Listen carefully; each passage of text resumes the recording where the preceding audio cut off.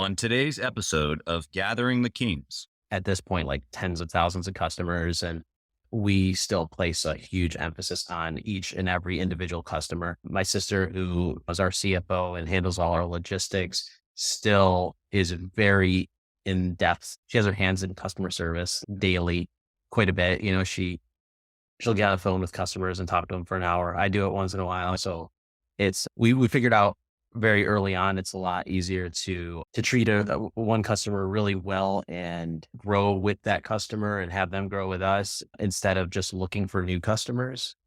You are listening to Gathering the Kings with Chaz Wolfe, featuring fellow 7, 8, and even 9-figure business owners who have real battle scars from business and life, but have prevailed as the king that they are designed to be. We welcome high-performing entrepreneurs to the stage in order to reveal the real of the real on what it takes to build a successful business today. We dissect the good and bad decisions they've made along the way that give a true and accurate picture of the journey of success and how you too can get there. Through this dialogue, you will learn the value of growing your network and surrounding yourself with power players and kings like today's guest. Grab your pen and notebook because we're about to dive in. What's up, everybody? I'm Chaz Wolfe, Gathering the Kings podcast. Today, I've got Tony Kasandrinos. My brother, Tony. How you doing? Good. How you doing? I'm doing wonderful, man. You're in a favorite spot of mine in the panhandle of Florida, and it's a close place to my heart. I've got a business there for a long time, but man, what is just a cool place to be for with a family and such, especially this time of the year, right? With all the partiers. Yeah, exactly. Yeah, it's like, no, get me out of here. Go to the beach early in the morning. Exactly. Well, Tony, I'm just excited to have you here. What kind of business do you have, brother? So I have a olive oil business. I'm Greek, and everybody in Greece has olives of some sort. We have a bunch of them. So we bring it over here to the States and share it with people in America, give them a really high quality olive oil that they should be consuming instead of the grocery store stuff. I love it. Also do consulting on the side. So love it. I love it. I love how it's just so casual for you to say, I have an olive oil business. I'm Greek. We have olives, Yeah. It's like, okay, great. Well, it makes perfect sense. Logically, we know why we're here now. Okay, great. But I want to know, before we kind of get too much into your story, obviously there's like a practicality to what you do that I just love that part of it. But what's the deep-seated why? Like, you've already even been successful. So my question is kind of twofold.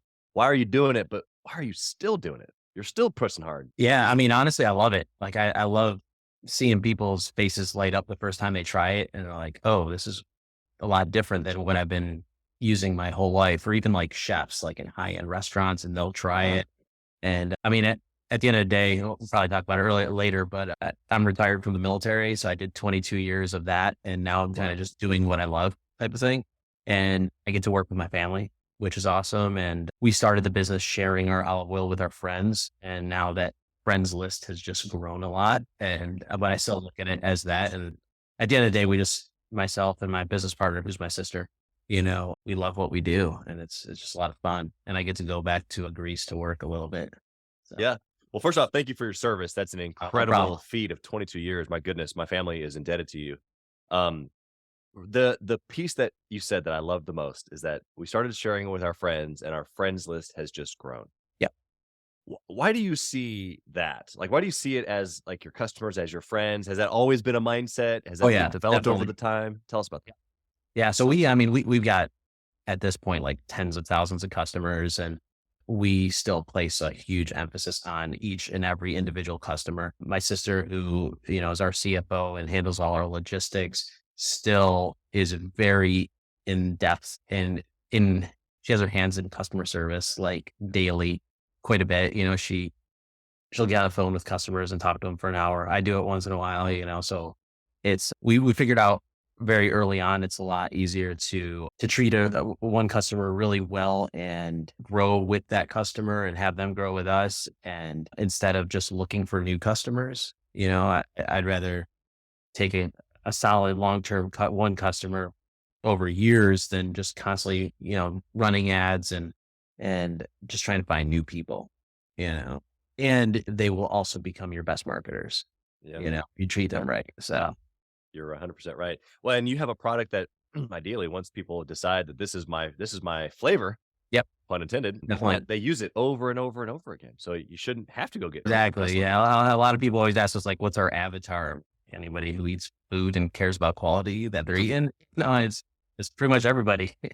Yeah. So Well, and you're right, because I'm sure there's a big difference in the quality. And so, yes, the avatar is everybody, but there's a certain group of people that probably just appreciate that maybe a little bit more. So, yeah. I want to know inside of the story here, like, okay, you 22 years in the military, and then now I'm gonna just create an olive oil business. Like, tell us the gap there. Like, what's the story there? So there was no gap. I actually did it while I was on active duty. Okay, I okay, never had any intention of starting a business. My sister and I actually grew up in the restaurant industry because our parents, had a Greek diner like most yeah, Greeks in America do. So our parents kind of pushed us away from that because it's a lot of work and you're kind of married to the restaurant. So yeah, at 18, I went off to the military, and my sister, 2 years later, she went off to college and went into the finance world. So I guess fast forward about 12 years into my military career, I was stationed in Philly, and it's kind of like when the paleo world was kind of up and coming, and sure, yeah, I was training at this CrossFit gym, and I happened to have a case of my family's olive oil in the trunk of my car, and we were having a birthday party. just happened to have it in the truck. I had gone home back to New York for the weekend, and I just Okay. brought some with me because my dad would import it and my uncle, Yeah. and they would sell it in the restaurant. So I just happened to have a case. So we had a huge spread in the gym. Like it was probably like seriously like 30 feet long of just food. And they had some like really not so great olive oil on the table. So I was like, let me go get some of my stuff, So I just brought the whole case in and put some on the table, and everybody really loved it. So I shared some bottles with some friends, and like, mind you, I was on recruiting duty at the time in Philly, and this is, I think, probably 2012-ish, 11-ish. So I'm working like probably 70 hours a week already. And then the time I wasn't at work, I was kind of like living in the gym, but started just sharing with some friends. And within about 2-3 weeks, I had all the other people in the gym like asking me, hey, can I get some? So I'm like, all right, well, I'm going back up to New York next week. It was a drivable distance. So I brought back like 2 cases, and it just kind of snowballed from there where I'm like becoming a olive oil dealer out of the trunk or type of thing. But then about probably 6 months after this, I got orders down to Texas.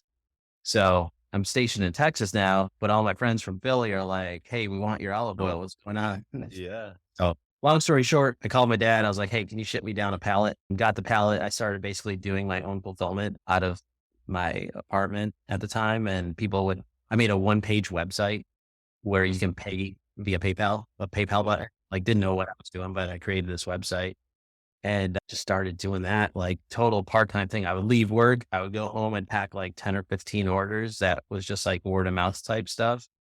And I would take them to UPS the next day after work.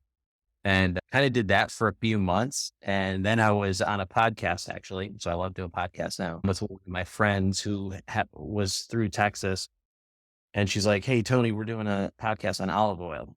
Well, the day it went live, I sold out of my entire pallet. I was like, oh, maybe I'm into something here, like an actual business. Because even before that, I wasn't really thinking business. I'm like, all right, I'll sell our bottles to my friends type of thing, Yep. who I actually personally. And then I did that, and then it became a lot of work. And I was like, man, I don't have time for this.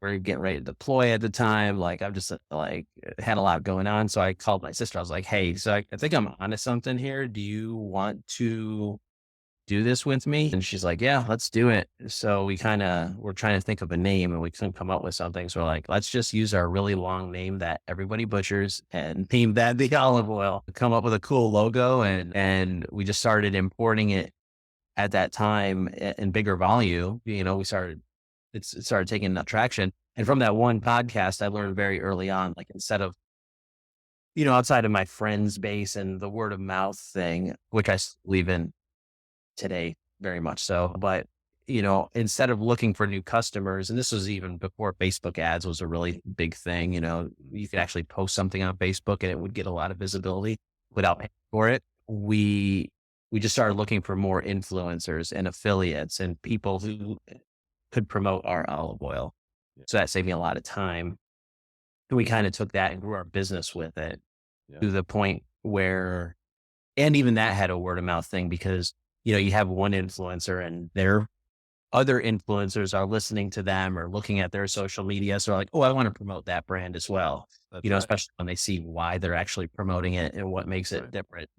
Yeah. And then over the next 6 years, well, I was finishing up my career and, still obviously that was like my priority and the business was a side thing. There's a lot of points over those years where we kind of had to throttle back our business, which is probably the opposite of what most people have to do. It's because we didn't Had have to. the time. It was like Yeah. myself, my sister, we had a few key people. I mean, we had a fulfillment center about a year after doing the UPS thing and packaging our own stuff. We had our fulfillment center, the logistics and everything in Greece where the production and all that happens. We have family over there that kind of handles all that part. But, I had to get a web developer who could make a website that was way better than mine and, a few other things. But there were quite a few points where we actually did have to like throttle back, until I retired. And we kind of set it up. And it was a long time. I mean, you figure 6 years.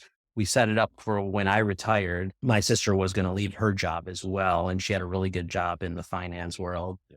But we kind of grew it to a point to where I can walk into doing that full time and she can as well. And we brought in a few other key employees / people. And yeah, The races you win. yeah, when, then really grew it from there. That's when we had a lot more time to dedicate to it. Yeah. Yeah. I love the story of the bootstrap, right? Like almost like an accidental business. Completely. Like we were not intending on I it love being it. is now, Yeah, well, I think is a testament to a good product and a good offer. I mean, that's typically how business works. Is that it will grow organically or naturally. It doesn't mean that you can't do promotions or strategic partnerships. All those Yep. things that you just mentioned. You just dropped all kinds of business principles and nuggets on us, and just in your little quick story there, which is really really helpful. But I want to definitely dive in further. I want to know why.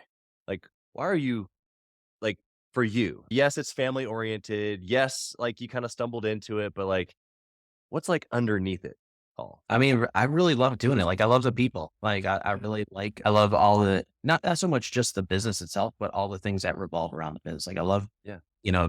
Going to shows or events like that are revolved around the olive oil, just, mingling with the people. I love like some of the other networks I'm involved because of the business that wouldn't Sure. exist without the business. I'm Yeah. in different masterminds that really would not exist without business. So not that it's like become identity or anything, but Yeah. in a way it is in certain parts of my world, Yeah. For a long time, it was like the Marine Corps and that's your identity. And that's what Right. your friends are in general, where now it's just like all different walks of life in the entrepreneurial world, Right. and Well, that's kind of what I was thinking is that like as far as like my second ask there is why I know I asked the same question, but you spent a lot of time in the military, which is completely different than running a business, especially an olive oil specific business. yeah, And so when you made that transition, it was obviously for a reason. And so it's the fulfillment side of it. Like not only do you love the product because it's your family's stuff, yeah, it sounds like it's the building of the pieces and the yeah. people. It's definitely the people. Yeah. I mean, we had the luxury of growing it to where, not that we really didn't need the money. We already both had other careers. So it's not like, a lot of business owners, like it's a lot of them take on debt initially just to get it up and running.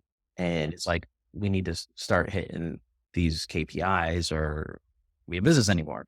Where for us, it was a little different. And I think it really helped things. We were able to like make the right decisions and the smart decisions instead of just, sometimes having the flashy objects and, it's Yeah. like, we're going to put all this money into this because we need to, bring back this much money. We're able to just really go organic with it. And I think when you do that, at the end of the day, it might be a little bit slower, but it's going to be better quality. Yeah. I was just getting ready to say what you traded instead of the, shiny or the money or the all in, like, oh, we got to do this. Otherwise we fail. You traded time.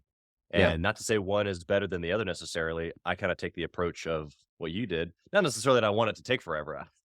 I just think that there's a lot of false expectation in business where it's like, okay, tomorrow I'm going to be a millionaire, or tomorrow I'm going to have a business doing 50 or 100 or a million, 150 or 100K a month or a million a month. Yeah. And it's like, that's probably not going to happen. And it doesn't mean that I have a limited mindset or that this person can't do it. It just means that over the course of time is probably how you're going to build something sustainable. Yeah, no, definitely. I think a big thing with that, I really, especially with like younger entrepreneurs, is really identifying exactly, you know, a lot of times like a lot of numbers get thrown around in our world, and it's really like, what's the purpose for hitting that number? Do you need to get to, at first, a million's a big number, then a 10 million, then 100 million, but it's like, what are you doing it for? Why? It's a lot of times it's just because that's what people have been hearing from other people. That's right. Yeah, exactly. Okay, well, Tony, I want you to go back into just some practical moves that you've made. I want you to tell us of a good decision that you made in the business that has led to a lot of your success, something that we can learn from and maybe even duplicate. I mean, hands down, like surrounding myself with the right people. Okay. Like you mentioned offer a little while ago. So we had an amazing product. Like, it's handpicked, it's organic, it's fresh, which is rare in the States. So we had this awesome product. And I had been driving traffic through affiliates and influencers to our website. I didn't even know what an offer was when I retired from the Marine Corps. Yeah. So I didn't even have a landing page. It was just like all my traffic went to my website.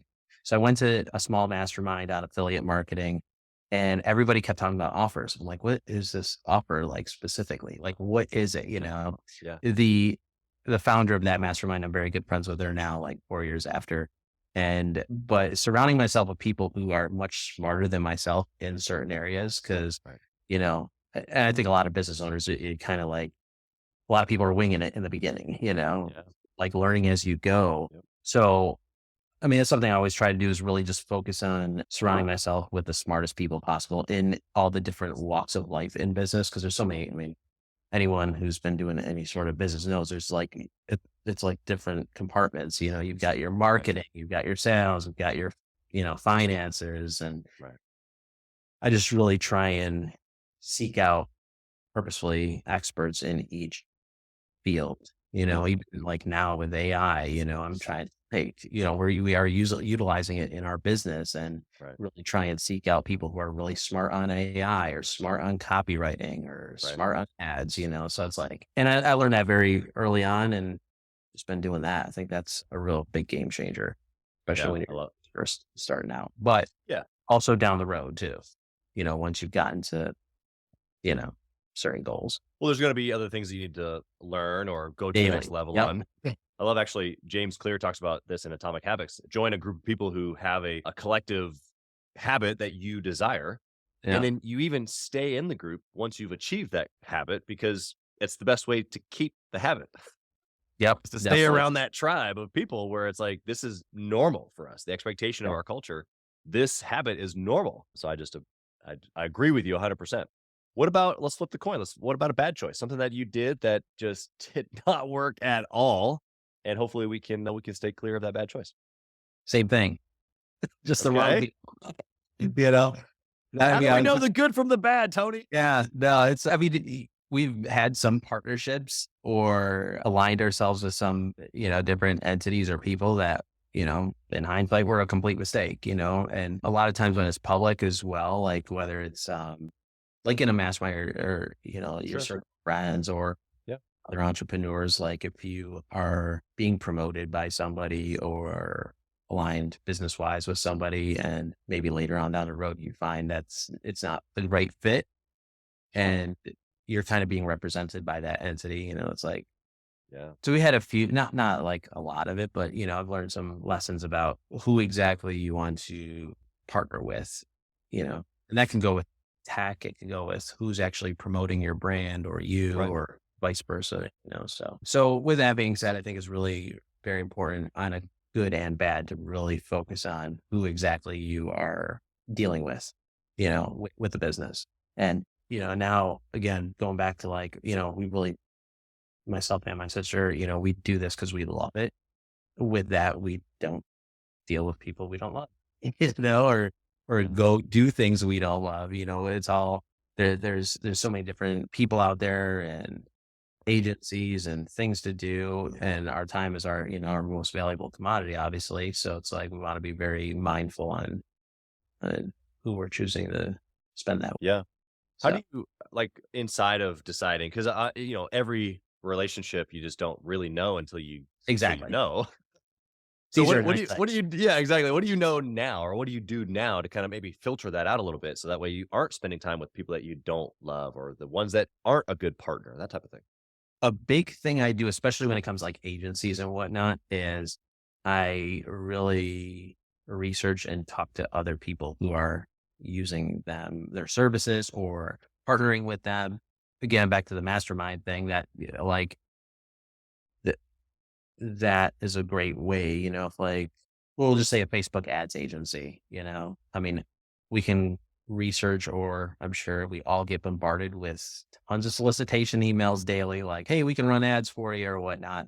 But if I do have a ads agency that I know 4 or 5 of my other, you know, friends are using and they speak highly of them and not just like the results, but also dealing with them and Sure. you know, do they have integrity? Are they on time? It's all the things we like in our business. Yeah. Do they do that as well? And I would rather just spend some time, I don't know, at that talking with other people is really a big thing for me nowadays. Yeah. Well, it's a vetting process from somebody who has maybe already done the vetting. Exactly. Exactly. Yeah, for sure. Like I Why think that, spend time doing it if someone already has done it for you? That's I mean, yeah, that's in essence, that's what we're learning from you right now, right? yeah. And then, I mean, there's just people in business that I trust, same thing, like if you have a foodie friend who always recommends good restaurants, Right. I want to go out to dinner Friday night. I know who I'm going to ask. Hey, I'm in, Kansas City. Where do I Right. go to eat dinner? That's right. So kind of same thing with business, and vetting out different agencies or partners to work with. Well, I guarantee you that foodie friend of yours would give you a list of at least 17 different barbecue places, all of which they're in a hole in the wall that you've never heard of that would all The have gas amazing station. barbecue, I'm sure. The gas station, exactly. Yeah.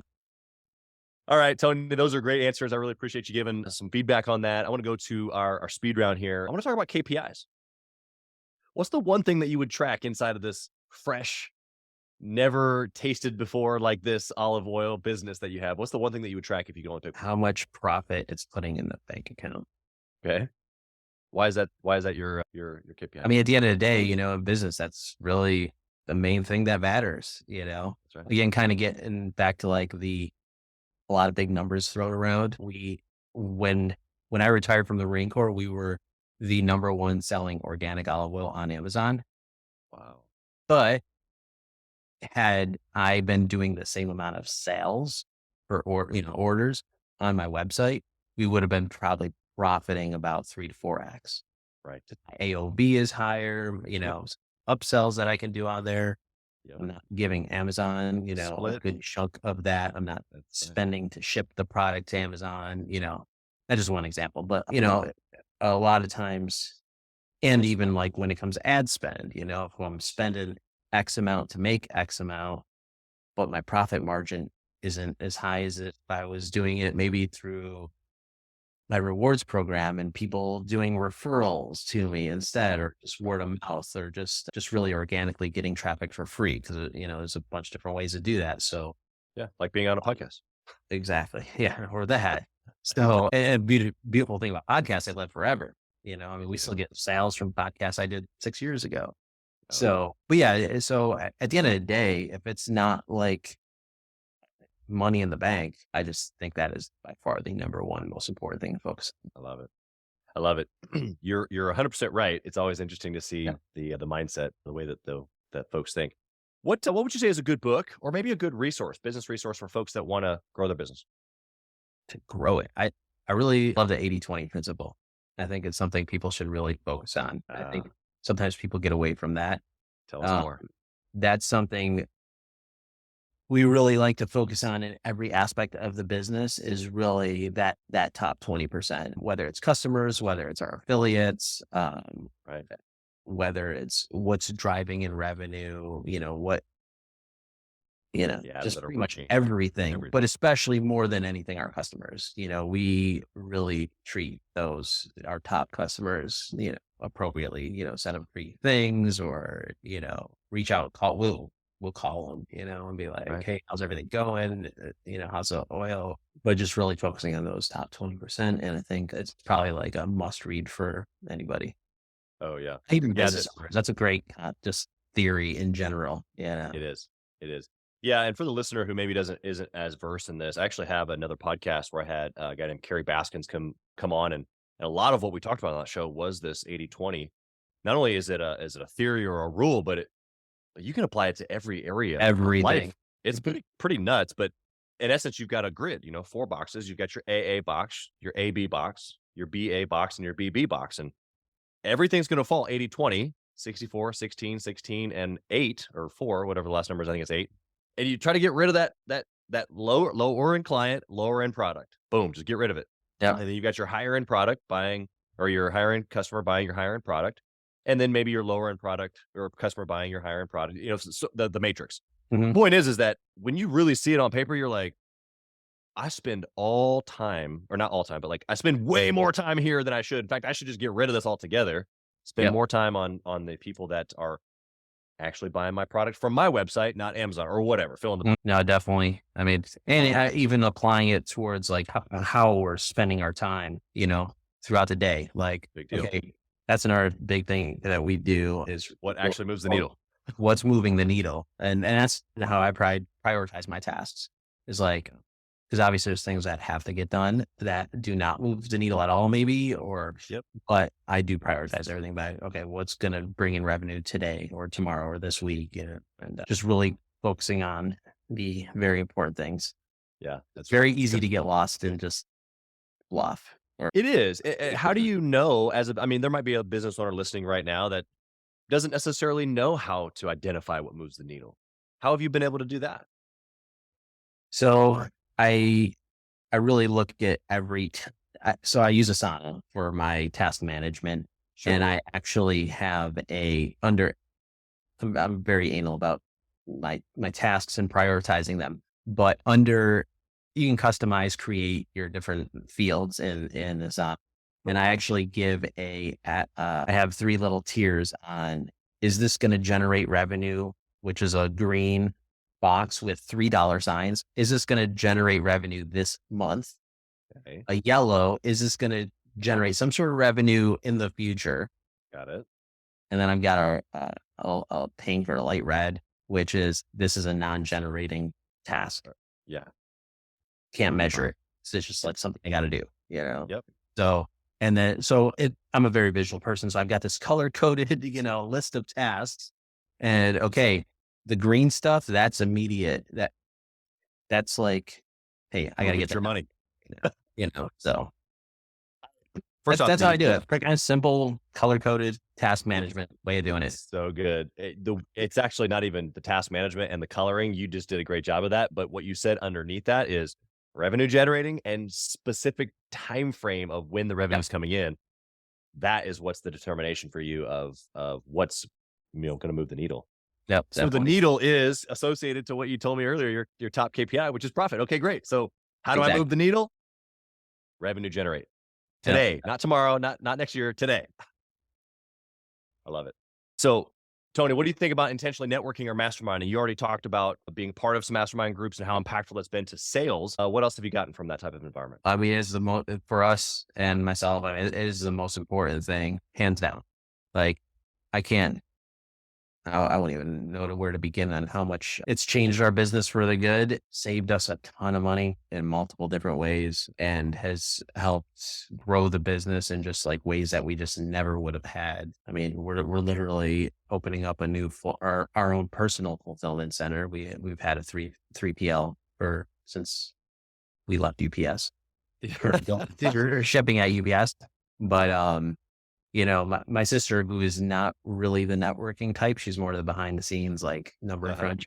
But I gotten her into one mastermind that she ended up falling in love with it. And we were down in Cabo a few months ago, and all of a sudden she's having conversations with a few other entrepreneurs who are doing their own fulfillment center. And, she's been kind of itching it, but it like pushed her over the edge, and now we're moving in our own fulfillment center, but it's just invaluable. Like, I can't even explain how important networking is. I've always kind of known that back to the Marine Corps when I was a recruiter. Right. A lot of stuff I apply in business is from recruiting in the military. That's one of the kind of hardest sales you can really make, is getting somebody to get 4 years of their life. And I learned very early on in the Marine Corps, networking was key. If Yeah. I didn't need to know all these different people in the community, but as long as they knew who I was, when they were just having a conversation with somebody, they can refer them to me. Yep. So I've really tried to apply that in business. The more people you can know in all these different aspects of business, the better. Yeah. Yeah. I'm picking up several things, not only knowledge, just the things that you've learned, and also your sister too. But even that example you gave of you guys being in Cabo and her talking with some other folks, I'm sure she got some practicals of like how they're doing it, so forth, so on. But just the transfer of courage for her to Yeah, walk away and go, I know that we can do this because I met somebody who's just like me, who's doing it.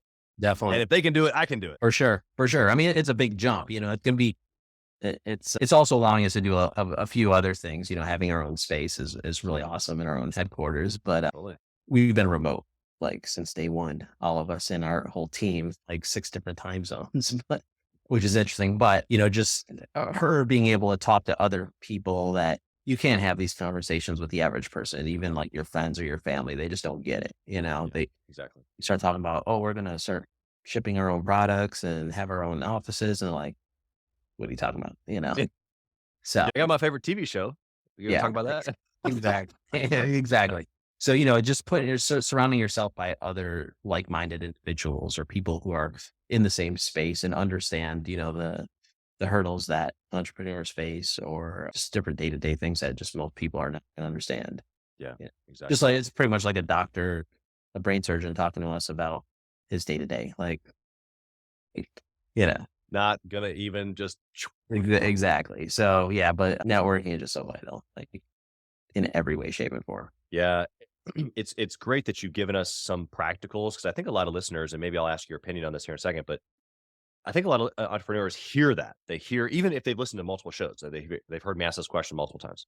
And it's like, okay, so I understand that it's valuable. So maybe it's a local deal in their city, maybe it's a big mastermind group that where we go to Cabo, or maybe it's, something Mhm. online. It doesn't really matter.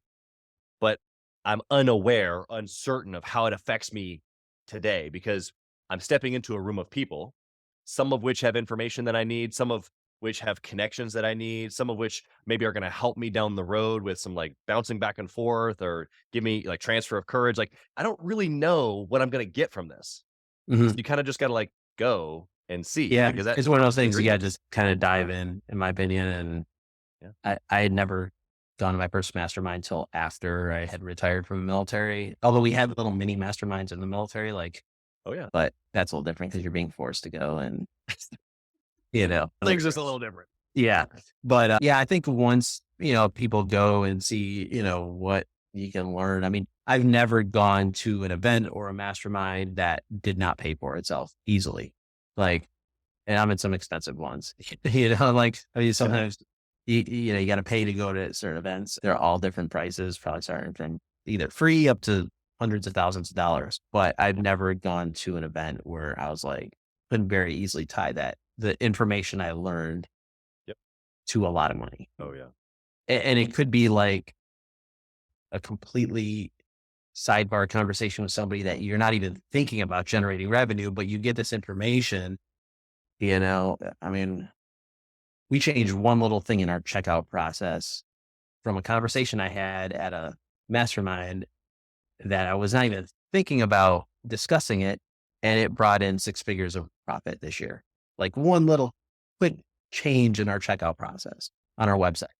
And I would have never, we wouldn't have had that profit had I not been at that mastermind and had that conversation. And I could Yeah. pretty much tie something like that into every single thing I've ever done when it has to do with networking with other people. Yeah.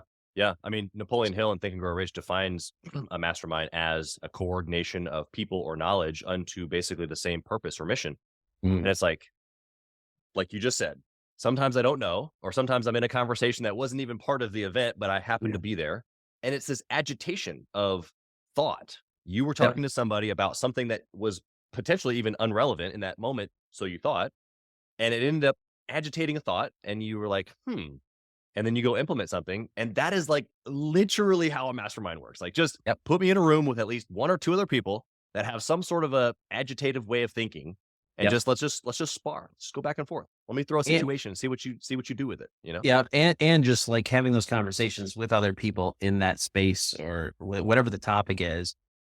A lot of times, I mean, I find myself, and I know other people do as well, like learning things just by explaining the way they do it. They're like, "Oh wait, I just said that. Yep.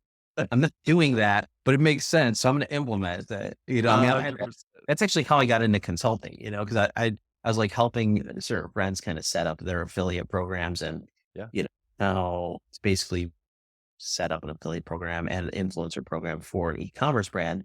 And at first I was just like, because we built our business off it, and so I'd have some of my entrepreneur friends like, "Hey, can I pick your brain for 30 minutes or whatever?" I'm like, "Sure." And then as I was explaining, the way I do things, I'd just throw in other things that I knew I probably should have been doing, but I wasn't doing. I was like, "Wait a Right. minute, why am I not?" I just thought of that idea, and that happens a lot too, just in all different, when you're having those conversations and you're going back and forth and discussing all these topics, Yeah. that just can't happen with people that aren't in that world.